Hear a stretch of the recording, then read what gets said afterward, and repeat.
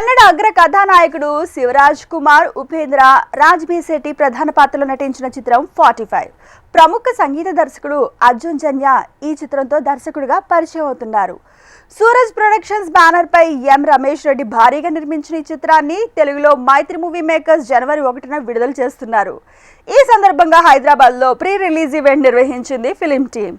ఆ విశేషాలు మీకోసం. ఆ ముగ్గురు కలిస్తే ఒక సినిమా ఎంత బాగా న్యాచురల్ గా చాలా మంచి మెసేజ్ కూడా ఉంటుంది. ఈ సినిమా తప్పకుండా ఈ జనరేషన్ తప్పకుండా ఈ సినిమా చూడాల్సిన ఎంతైనా అవసరం ఉంది. తప్పకుండా ఇది January 1st ఇన్ థియేటర్స్ తెలుగులో. సో తప్పకుండా ఈ సినిమా ప్రతి ఒక్కరు January 1st ఈ సినిమా చూసి ప్రతి ఒక్కరు ఆ ఇయర్ కొత్త రెజల్యూషన్ ఫాలో అవుతారు.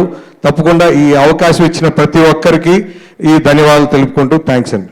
ఈ 45 ఫిలిం మీరు చూస్తే తెలుస్తుంది. చెప్పే కన్నా మీరు January 1st చూడండి, కొంచెం చేంజ్ అవుతుంది. ఏంటంటే ఇది ఒక గరుడ పురాణం సబ్జెక్ట్ ఎత్తుకొని మేము చేసినాము. ఇదివరకు ఎవరు చేయలేదు గరుడ పురాణానికి.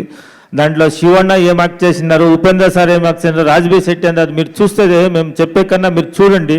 January 1st చూసి మీ ఆశీర్వాదం మాకు కావాలా. Is a different world, which is what we are mentioning everywhere. So when you enter to the theater, you are not entering to see a film, you are entering to a new world, and that world's name is 45.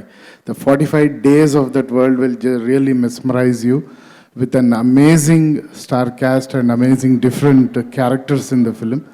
So it is a 3.5 years of dream of me and my producer Ramesh Reddy sir.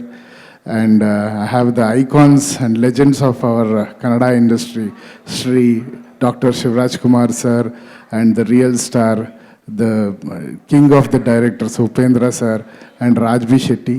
So it is a complete treat for the audience. I can just promise you, you will see something new which you have never seen before. The way of narration, the way of screenplay, everything.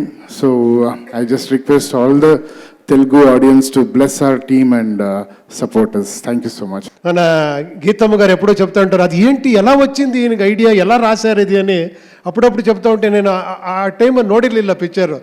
ನೀವು ಹಿಂಗೆ ಹೇಳ್ತಿರಲ್ಲ ಅಂದ್ಬಿಟ್ಟು ನನಗೆ picture ತೋರಿಸಿಲ್ಲ ನೀವು. ಆಮೇಲೆ తర్వాత చూశాను.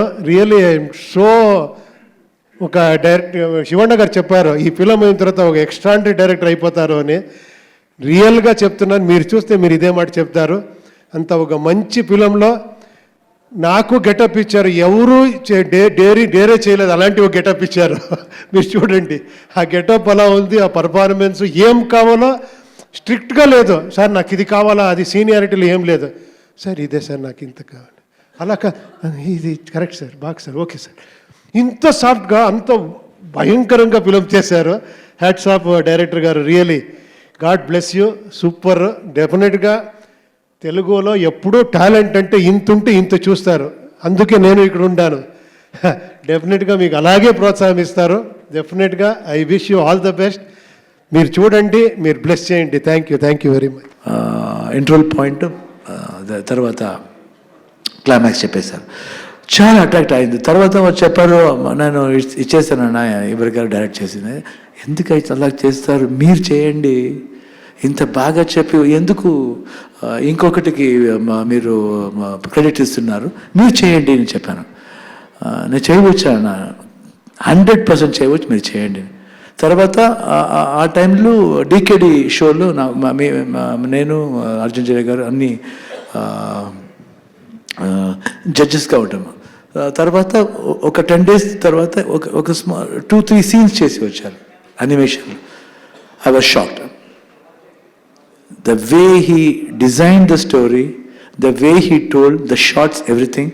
And afterwards, when the producer was fixed, Ramesh Reddy garu said, you do the full film with animation chesi complete film, re-recording, dialogues, anni dialogue vada chepparu. నా డైలాగు, ఉపేంద్ర గారి డైలాగు, రాజ్బీ శెట్టి గారు అన్ని అదర్ ఆర్టిస్ట్ డైలాగు వాడే చెప్పేశారు. తర్వాత music చేసి mix చేసి film అలాగ చూసి తర్వాత స్టార్ట్ చేశారు. First time I'm seeing a person doing like that.